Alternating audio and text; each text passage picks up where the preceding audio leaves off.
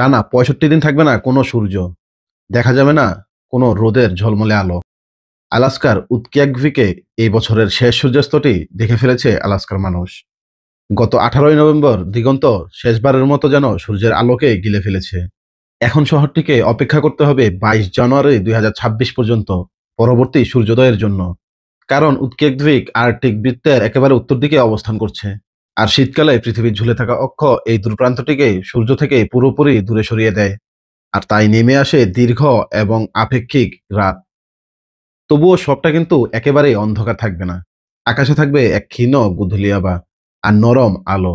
আর থাকবে রাতের অন্ধকারে ঝলমলে আরোরার আলো, যা আকাশকে এক প্রকার সৌন্দর্যে ভরিয়ে তোলে। প্রিয় বন্ধুরা, এরকম আরো রহস্য ও রোমাঞ্চকর ভিডিও পেতে আমার পেজটি ফলো দিন এবং আমার ইউটিউব চ্যানেলটি সাবস্ক্রাইব করে পাশে থাকুন এবং কমেন্টে জানিয়ে যান পরবর্তী ভিডিও কি নিয়ে দেখতে চান। অসংখ্য ধন্যবাদ।